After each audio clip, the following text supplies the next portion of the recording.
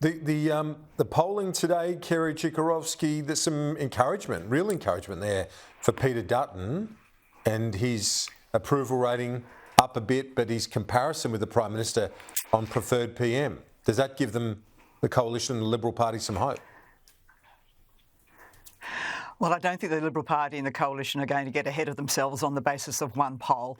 I think what they're going to look at is the trend, and I suppose the interesting thing about the trend is that it has actually been moving towards Mr Dutton over the last little while.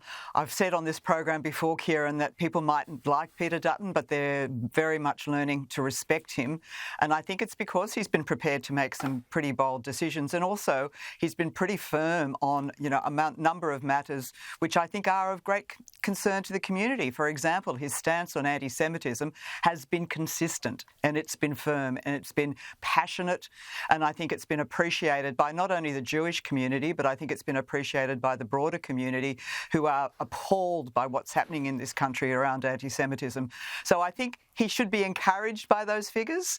I don't think he's going to take them too seriously. I think he's focused on what he needs to do, which is to prepare the policies that will persuade the Australian people that the coalition would be fit to govern at the next election.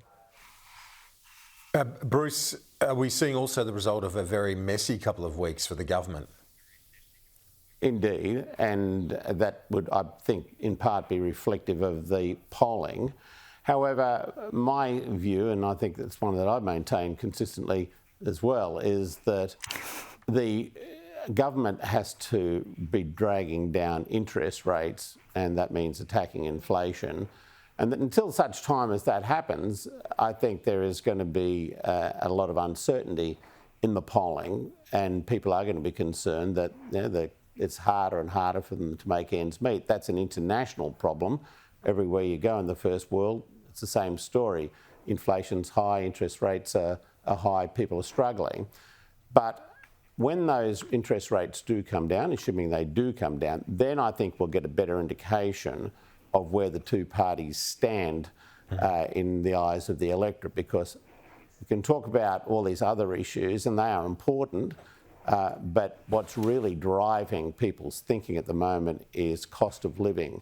And once the government starts bringing that down, as I think will happen in the coming months, then I think we'll see a drop-off in support for the opposition. But I wouldn't be taking any of that for granted, and I certainly don't think that the government is either.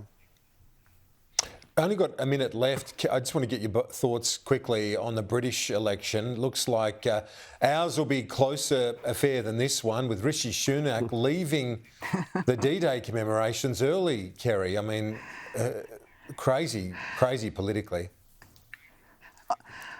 Well, this has just been one disaster after another, starting with him announcing the election in the pouring rain without someone deciding that they needed to have an umbrella over him, going off and announcing a policy at the Titanic Museum, which has got the greatest memories of a disaster in maritime history, and then leaving the D-Day ceremony. You've got to ask, who is advising this man? And whoever it is, they should be sacked, and he needs to find somebody else pretty soon, because he hasn't got much time left. Yeah, Bruce, we haven't got much time on our segment, but quickly, tell you what, you almost start to feel sorry for him. Yeah, I don't think you can really go for the sympathy vote. And, who would have thought that a British billionaire could ever get out of step with the aspirations of ordinary British people? I mean, it's surprising, isn't it, really?